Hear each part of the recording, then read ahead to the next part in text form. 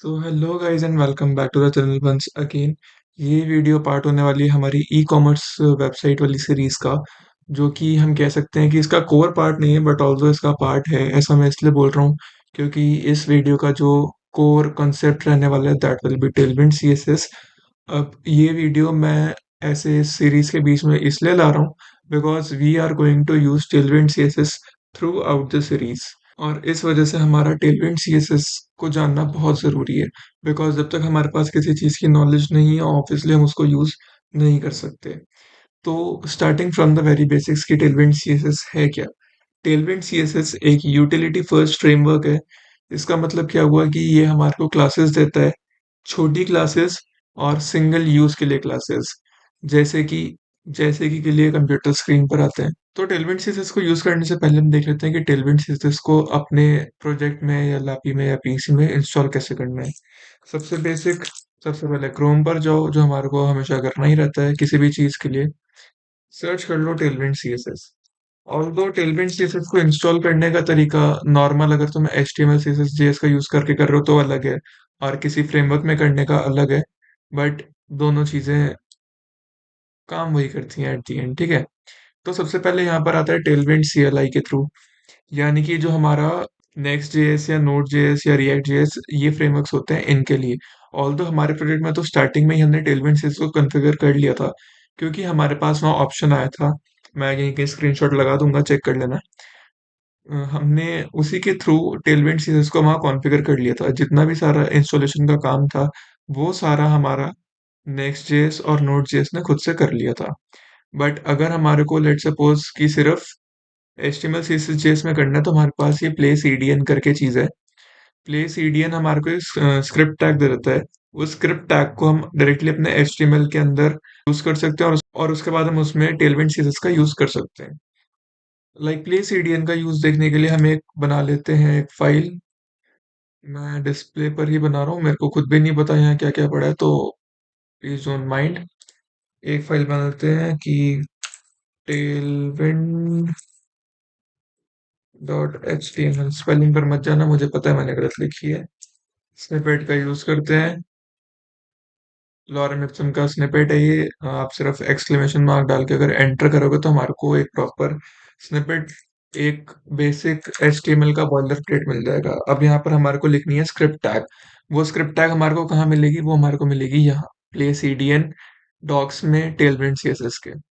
तो यहाँ से मैं स्क्रिप्ट टैग कॉपी कर लेता हूँ, copy the script tag and paste. और साथ के साथ मैं एक काम और करता हूँ, एक एक्सटेंशन है जिसका नाम है लाइव सर्वर। ये लाइव सर्वर क्या करता है, वैसे तो हमारे को इसकी जरूरत अपने प्रोजेक्ट में नहीं पड़ेगी, बट स्टिल कई बार होता है कि हमारे को इसकी जरूरत पड़ जाती है। ये क्या करता है, हमारा HTML का लाइव प्रीव्यू उसी टाइम पर हमारे को हमारे ब्राउजर पर दिखाने में हेल्प करता है। अब जैसे मैंने यहाँ पर लाइव लाइव प्रीव्यू को इंस्टॉल कर लिया, मेरे पास यहाँ नीचे एक बटन आ जाएगा गो लाइव का। मैं उस पर क्लिक करूंगा, स्टार्टिंग एंड जो मेरा लाइव प्रीव्यू है वो चल चुका है, ठीक है। तो आ जाते हैं VS कोड पर, इन दोनों को साइड बाय साइड देख लेते हैं। बॉडी को ऐसे ही रहने दो, सबसे पहले एक टेब ले लेते हैं, जिसके अंदर डाल देते हैं हेड। ठीक है, तो हमारा जो वो है एक्सटेंशन लाइव सर्वर वाला, वो ठीक से काम कर रहा है। हेडर मैंने लिख दिया। अब बेसिकली क्या होता है कि अगर मैं इसमें टेलविंड का यूज नहीं करता तो मेरे को यहाँ पर एक CSS क्लास बनानी पड़ती है, CSS फाइल मेरे को अलग से बनानी पड़ती है, और उसको मैं यहाँ पर इंपोर्ट करता। बट मेरे को यहाँ क्या करना है, क्लास के अंदर ही मेरे को नाम देने हैं। लाइक अगर मैं इसको M3 दे दूं तो उसने मार्जिन 3 दे दिया। BG ब्लू, तो उसने BG, ओके BG ब्लू से नहीं होगा, सिर्फ BG ब्लू 500, बिकॉज हमारे को यहाँ कलर्स के ओपेसिटी या डार्कनेस भी मेंशन करने पड़ते हैं। टेक्स्ट मैं दे देता हूँ टेक्स्ट 200, अरे सॉरी, टेक्स्ट 200 नहीं, टेक्स्ट MD SMLG ये सारी चीजें। तो टेक्स्ट LG मैंने दे दिया, मेरा टेक्स्ट बड़ा हो गया। एक्सेल दे दिया, और बड़ा हो गया, और बड़ा करना है तो 5 एक्सेल दे दिया। मतलब जो हमारे पास टेलविंड की अवेलेबल क्लासेस हैं हम वो सब यहाँ पर यूज कर सकते हैं। इस हम बेसिक स्टाइलिंग इजीली इसी पेज पर कर सकते हैं। हमारे को जरूरत नहीं है बार बार HTML और CSS शीट में अदला बदली करने की। तो अब तुम लोग सोच रहे होगे कि ये जो क्लासेस हैं, ये M3 BG blue text P2 ये सब, ये सब हम याद कैसे करेंगे। तो इसको देखो, वैसे तो याद करने की जरूरत पड़ती नहीं है, मैं एक एक्सटेंशन का नाम बता दूंगा, उसको इंस्टॉल करना and it will be much easier. ठीक है। बट कुछ ऐसी क्लासेस होती हैं जिनको कि हमारे को नाम कुछ आइडिया भी नहीं होता कि उनका नाम क्या हो सकता है। तो उसके लिए हम जाते हैं टेलविंड सीएसएस के डॉक्स पर। टेलविंड सीएसएस, और यहाँ पर जैसे मेरे को फिलहाल मार्जिन के लिए सर्च करना है, लेट सपोज मैं नया आया हूँ, मेरे को मार्जिन का नहीं पता, तो मैंने यहाँ पर मार्जिन सर्च कर लिया। अब ये क्या करेगा, मेरे को यहाँ पर मार्जिन की जितनी भी अवेलेबल क्लासेस हैं वो सब दे देगा, उनकी प्रॉपर सीएसएस वाली डेफिनेशन के साथ। जैसे ये मार्जिन का हो गया, लेट सपोज मेरे को फ्लेक्स बॉक्स का देखना है तो मैं फ्लेक्स बॉक्स लिख देता हूँ। ये सारे फ्लेक्स बॉक्स के लिए हो गए, मतलब जितने भी है ना, उन सब के लिए अवेलेबल है। तो ये तो हमारी बेसिक यूजेज हो गई थी इस चीज की, बट इसके साथ साथ कुछ इसके एडवांस यूजेस भी हैं, जैसे कि अगर हमारे को होवर एनिमेशन कहीं पर डालना होता है तो सीएसएस में बड़ी सरदर्दी होती है कि उसको लाइक ऐसे होवर क्लास अलग से बनानी पड़ती है, फिर उसको उस क्लास में एम्बेड करना पड़ता है। बट यहाँ सिंपल है, होवर, और लेट सपोज मेरे को होवर पर टेक्स्ट का कलर चेंज करना है, टेक्स्ट वाइट। ठीक है, तो अब जब भी मैं इस पर होवर करूंगा तो उसका जो कलर है, हाँ, अब ठीक है, जब भी मैं इस div पर होवर करूंगा तो टेक्स्ट का कलर चेंज हो जाएगा। तो ये होवर के लिए था, मतलब जितना भी ये है हम होवर से इसको कर सकते हैं, मतलब हमारे को पूरा क्लास लिखने की जरूरत नहीं है, बस यहाँ पर सिंपली एक होवर लिखो और जो भी तुम्हारे को करना है वो चीज मेंशन कर दो। लाइक अब मैंने बीजीबी चेंज कर दिया, तो देख लो। ठीक है, इस तरीके से ये काम करता है। और लेट सपोज कि रिस्पॉन्सिवनेस बहुत बड़ा फैक्टर रहता है किसी भी वेबसाइट में, वो भी हम इसके थ्रू बहुत ही इजीली मैनिपुलेट कर सकते हैं। जैसे कि लेट सपोज मैं कर देता हूँ SM, यहाँ चेक करो, रिस्पॉन्सिवनेस के लिए अलग अलग कीवर्ड्स हैं, रिस्पॉन्सिव डिजाइन ओवरव्यू, ये जो ये सब है ना, ये हमारे को हेल्प करेंगे उसी चीज के लिए कि अगर हम SM कीवर्ड का यूज कर रहे हैं, अगर मैं यहाँ पर लिख दूं SM और उसके बाद मैं लिख दूं यहाँ पर BG something green, BG green 200 लिख दूं, तो अब इसके लिए क्या है, जो मेरा पोर्ट की मिनिमम विथ है ना, दैट शुड बी 640 पिक्सल्स, तब मेरा ये चलेगा। बट अगर इससे ज्यादा मेरी विड्थ हुई then it will not work. तो ये देखो, अभी यहाँ पर ये ब्लू है बिकॉज द विड्थ, जो इसकी विड्थ है ये वाली, ये 640 पिक्सल से ज्यादा है। ठीक है, अब जैसे ही मैं इसकी विड्थ को बढ़ाऊंगा the colour will change to green.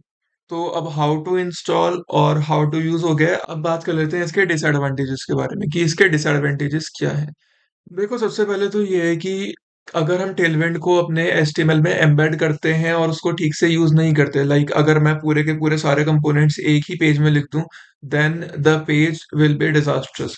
मैं समझ ही नहीं पाऊंगा, मैं उस चीज को रीड ही नहीं कर पाऊंगा, बिकॉज मेरी एक क्लास का नाम देख लो, इतना बड़ा भी जा सकता है। मतलब ये तो फिर भी काफी छोटा है, बट इससे बड़े भी काफी जा सकते हैं। लाइक अगर मेरे को रिस्पॉन्सिवनेस में भी पूरे पूरे डिजाइन चेंज करने हैं, तो वो इससे भी बड़े जाएंगे। दूसरा इसका डिसएडवांटेज जो मेरे को लगता है एज अ बिगिनियर मैंने फेस करा था, वो ये था कि हमारे को इसकी क्लासेस के नाम याद करने पड़ते हैं इनिशियली।